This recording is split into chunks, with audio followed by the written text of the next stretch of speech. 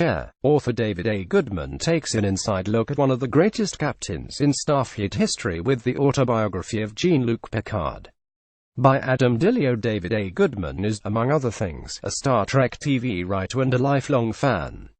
He's also written for shows like The Golden Girls, Futurama. He wrote the great Star Trek episode Where No Fan Has Gone Before, and Family Guy, where he was also the head writer for years. But now he has a new book out, The Autobiography of Jean-Luc Picard, which serves as a follow-up to his James T. Kirk autobiography from a couple of years ago. I jumped on the phone to speak to Goodman about the Picard book, and along the way we discussed the parts of Picard's life not depicted in the show and movies, the captain's greatest achievements and biggest regrets, and even the merits of the latest descendants of Trek on TV, The Orville vs. Star Trek Discovery. IGN, you've written for Star Trek Enterprise in the past and now you're working on The Orville as an executive producer and writer. Have you been in Star Trek Discovery? David Goodman: yes, I think it's great. They clearly have a reverence for the canon, and Star Trek has gone through a lot of iterations, and I appreciate what these writers are doing. I think this is interesting. These are really smart, talented writers and a great cast doing something really interesting. I'm enjoying it. IGN: some fans who are not thrilled with Discovery so far have been saying things on the internet like The Orville is the closest thing to Star Trek on TV right now, not Discovery. DG: the older Star Treks, the original series and Next Generation, were obviously enormously popular with Star Trek fans, but they were also television for general audiences. You could turn on those shows with no knowledge of Star Trek and jump in and understand what was going on and enjoy it. And that's what The Orville has in common with those shows. Fans are actually picking up on something, but it's not the idea that it's just like Star Trek. It's that it's a show in this vein on a spaceship, which has some similarities, but that is also meant for a general audience. IGN: you've written 3 Star Trek historical fiction books, Star Trek Federation, the first one 50 years, the autobiography of James T. Kirk, and now the autobiography of Jean-Luc Picard.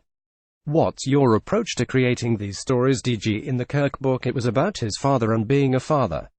And in the Picard book it was his relationship with his father and brother, and then his longing for Beverly Crusher, which was only mentioned in a 7th season episode, that he was in love with her. But if you take that as canon, and obviously I did, that meant for as long as HES known Beverly, HES been in love with her. A third piece was, how was I going to make the Stargazer interesting, because that was 20 years of his career that he was captain of that ship. The few bits of information we had about the Stargazer from Next Generation was that it was, when Picard was captain of it, that it was always on the verge of falling apart, that it was kind of a rust bucket, but he loved it. I didn't want to repeat the Kirk book where he became captain in the middle of a battle, even though there was some implication in the Next Gen episode Tapestry that he took command of the Stargazer bridge. It didn't make sense that Picard was first officer, because Q is saying that when Picard took command of the Stargazer bridge, that was a special moment. If he was first officer, there wouldn't have been anything special about that. So I had to create a situation that pushed him to do that. Tapestry ended up giving me 2 very big set pieces in the book. Q says, when you saved the ambassador's life on Milica 3 and when you took over the bridge of the Stargazer, he throws those 2 things out. So the Milica 3 incident really sends him on a different path from the path he was pursuing as a scientist. The other thing I came up with while I was writing the book that I was very proud of was I wanted to address why Picard doesn't like kids, and what is that about. A young Picard literally looking up to his older brother Robert. IGN: do we ever find out what happened to the Nausicants who stabbed a young Starfleet officer named Picard in the chest and ran away? DG: that's in there, that's a big part of the book. We see that incident through the lens of Tapestry, where he says it's this important moment in my life. But going back to that moment where he did that really stupid thing and got in a fight with these guys and got himself stabbed, and the repercussions of what that did to his immediate career, was really interesting to me too. Because you remember he and his friend rigged the dojo table. They were really kind of irresponsible there, and it's like you want there to be, in the present, repercussions.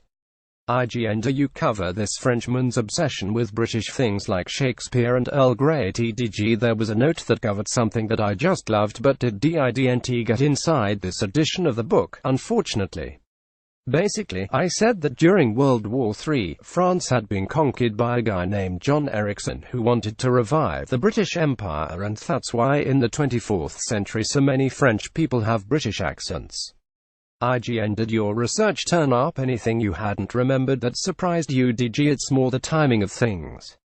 I try to be really diligent about placing things in the right time period based on where they were. So that moment where he meets Ben Sisko in Deep Space Nine has got to be right after he had been captured and tortured by the Cardassians. So here Picard, having just been captured and tortured and rescued, has to take the Enterprise near the Cardassian border to a Cardassian space station. I really wanted to deal with what was going on with him psychologically. What was he battling psychologically at the time? Everything gets sort of papered over, but that was an incredibly traumatic experience for him. And then his next order is, oh, go supply Deep Space Nine, this old Cardassian station. Picard and his crew, from the autobiography of Jean-Luc Picard. IGN, how do you decide which events make the cut? DG, there are obviously things you're not going to avoid. Encounter at Farpoint, the Borg, best of both worlds, the death of Tasha Yar. But I'm also choosing things that help me tell the story that I want to tell. I spent some time thinking about why did Beverly leave the Enterprise. An emotional reason. I didn't want just, oh, she got a better job offer. I wanted to know the reason she wanted to leave and how does that affect him. The undercover mission with Picard and Data on Romulus in the 2-part episode Unification, rather than going through the details of an episode that everybody's very familiar with. What I did was I established that one of the ways that Data and Picard met was they had been on another undercover mission years earlier. IGN, what would you say is the single greatest achievement in Picard's career in his opinion? DG, that's a very good question. I think that the roles that he played as a peacemaker and an explorer, those are the things I talk about, and how important that was to him, especially how he plays a role in ending the First Cardassian War. He's not necessarily credited for it, but he plays a role. He prevented the Federation from going to war needlessly. IGN, what about regrets? DG, he has some regret about his father. Some regrets about his relationship with his father, which was a very interesting thing to explore. I came up with something that I'm just so happy with, and I hope fans like, about his father's personal history. It doesn't really come into play until midway through the book. He had regrets about his father and his brother, that he didn't find a way to make a rapprochement with them before they died. IGN, can you give us some idea of what he does between the events of the last movie and the scenes that take place in the future timeline of Best of Both Worlds? DG, he does become an ambassador to a well-known Federation planet. I get into what is the job of a Federation ambassador on a Federation planet. What's the job? I have a little bit of fun with it, but within a realistic concept of what an ambassador actually does.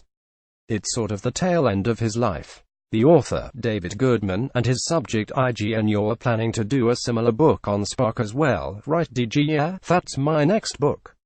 Spock is in both the Picard book and Kirk book, and there will be scenes in the Spock book that are also in the Kirk and Picard books, but you'll be seeing them from Spock's point of view, and the third book pulls the three together in a fun way, creating a real trilogy.